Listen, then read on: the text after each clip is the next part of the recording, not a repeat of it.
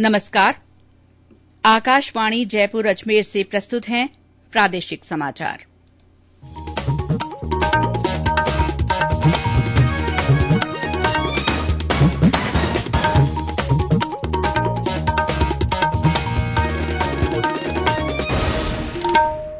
समाचारों के साथ मैं शीला चावला। कोविड-19 महामारी के खिलाफ देश एकजुट होकर लड़ रहा है। आप भी हमारे साथ सुरक्षा और बचाव के 3 आसान एहतियाती उपायों का संकल्प लें। मास्क पहनें, 2 गज की दूरी है जरूरी, सुरक्षित दूरी बनाए रखें, हाथ और मुंह साफ रखें। राज्यपाल कलराज मिश्र के अभिभाषण के साथ विधानसभा का बजट सत्र आज से शुरू हो गया है। राज्यपाल ने अपने अभिभाषण में सरकार की विभिन्न योजनाओं का जिक्र किया। उन्होंने कहा कि कोरोना के दौरान सरकार ने हर वर्ग को राहत देने का काम किया, साथ ही हेल्थ इंफ्रास्ट्रक्चर को मजबूत किया गया और कोरोना मरीजों की जांच तथा उपचार की बेहतरीन सुविधाएं उपलब्ध कराई गईं। उन्होंने कहा कि आयुष्मान भारत महात्मा गांधी स्वास्थ्य बीमा योजना के तहत 1 करोड़ 10 लाख परिवारों को स्वास्थ्य बीमा उपलब्ध कराया जा रहा है। 11,000 नर्सिंग कर्मियों को नियुक्ति दी गई है।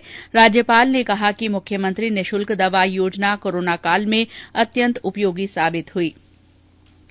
श्री मिश्र ने कहा कि सरकार द्वारा ग्रामीण क्षेत्रों में चालू वित्तीय वर्ष में 4,372 करोड़ रुपए खर्च कर आधारभूत संरचना के 9,300 कार्य पूरे करवाए गए।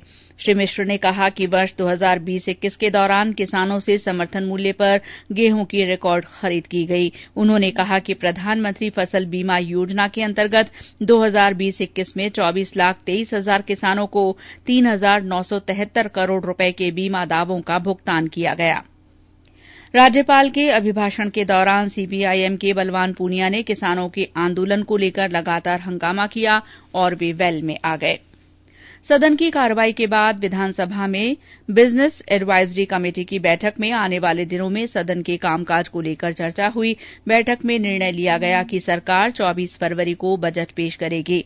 11, 12 तथा 15 फरवरी को सदन की कार्रवाई चलेगी और 16 से 23 फरवरी तक सदन की कार्रवाई स्थगित रहेगी। विधानसभा स्पीकर सीपी जोशी की अध्यक्षता में हुई बैठक में प्रतिपक्ष के नेता गुलाब चंद कटारिया, संसदीय कार्य मंत्री शांति धारीवाल सहित अन्य सदस्यों ने भाग लिया। प्रधानमंत्री नरेंद्र मोदी ने आज विश्व सतत विकास शिखर सम्मेलन का उद्घाटन किया। इस मौके पर अपने उद्बोधन में श्री मोदी ने कहा कि सतत विकास समय की जरूरत है। उन्होंने कहा कि जलवायु न्याय के माध्यम से ही जलवायु परिवर्तन की समस्या का सामना किया जा सकता है। प्रधानमंत्री नरेंद्र मोदी ने कृषि कानूनों का विरोध कर रहे किसानों से आगे आकर सरकार से बात करने की अपील की है। आज लोकसभा में राष्ट्रपति के अभिभाषण पर धन्यवाद प्रस्ताव पर हुई बहस का जवाब देते हुए प्रधानमंत्री ने कहा कि केंद्र द्वारा कृषि कानून बनाए जाने के बाद किसी मंडी को बंद नहीं किया गया है और समर्थन मूल्य भी जारी है। उन्होंने कहा कि सरकार किसानों से लगातार बात कर रही है। उन्होंने कहा कि कुछ लोग किसान आंदोलन को अपने लाभ के लिए अपवित्र कर रहे हैं। देश में पिछले 24 घंटे के दौरान 13,000 से अधिक और लोगों के स्वस्थ होने के बाद कोविड से स्वस्थ होने की दर बढ़कर 97.27% हो गई है। स्वास्थ्य मंत्रालय ने बताया कि 1 करोड़ 5 लाख से अधिक कोरोना संक्रमित ठीक हो चुके हैं। इस समय देश में कोरोना के सक्रिय मामलों की संख्या 1,41,511 रह गई है। पिछले 24 घंटे के दौरान कोरोना के 11,067 नए मामले सामने आए। इसके साथ ही देश में कोरोना से संक्रमित लोगों की संख्या 1 करोड़ 8 लाख से अधिक हो गई है। प्रदेश में कोविड टीकाकरण अभियान के दूसरे चरण में आज भी फ्रंटलाइन वर्कर्स को टीके लगाए गए। जयपुर जिला कलेक्टर अंतर सिंह नेहरा ने बताया कि दूसरे चरण के अंतर्गत जयपुर जिले में टीकाकरण से बाकी रहे हेल्थ केयर और फ्रंटलाइनर्स को आज और कल वैक्सीन लगाई जा रही है। जयपुर में पुलिस लाइन मुख्यालय में पुलिस अधिकारियों और जवानों को टीके लगाए गए। जैसलमेर में बीएसएफ की 119वीं वाहिनी के कर्मचारियों और अधिकारियों का टीकाकरण किया गया। दौसा में जिला परिषद के सीईओ लक्ष्मीकांत बालोत ने और बूंदी में जिला परिषद के मुख्य कार्यकारी अधिकारी मुरलीधर प्रतिहार ने वैक्सीन लगवाकर पंचायती राज विभाग के कार्मिकों के टीकाकरण कार्यक्रम की शुरूआत की। केंद्र सरकार की ओर से कोरोना के विरुद्ध जन जागरूकता आंदोलन चलाया जा रहा है। इसी के तहत आकाशवाणी जयपुर के समाचार बुलेटिनों में प्रसारित की जा रही विशेष श्रृंखला जनता का संदेश जनता के नाम के तहत जालौर जिले के हड़ेतर के पताराम भील ने देशवासियों से कोरोना महामारी से सावधान रहने और भीड़भाड़ से बचने की अपील की है। उन्होंने सभी से टीका लगवाने का भी आग्रह किया है। हमारे अन्य श्रोता भी कोरोना जन जागरूकता आंदोलन से जुड़ सकते हैं। इसके लिए आपको अपना संदेश रिकॉर्ड कर या टाइप कर हमारे व्हाट्सएप नंबर 9414052368 पर भेजना है। चयनित संदेशों को आगामी बुलेटिनों में शामिल किया जाएगा।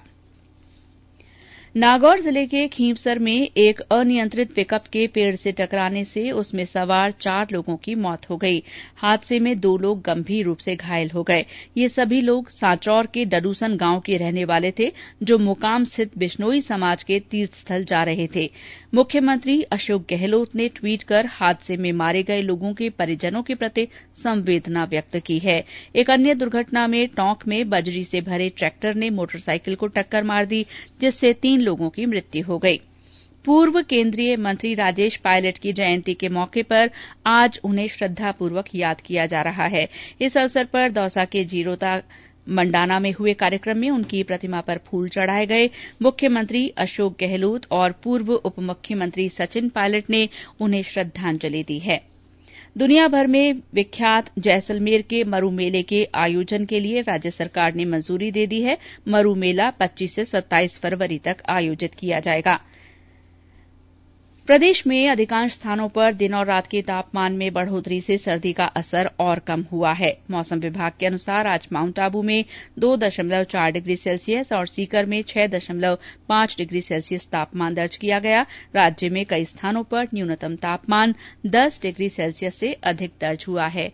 इसी के साथ प्रादेशिक समाचार बुलेटिन समाप्त हुआ। नमस्कार।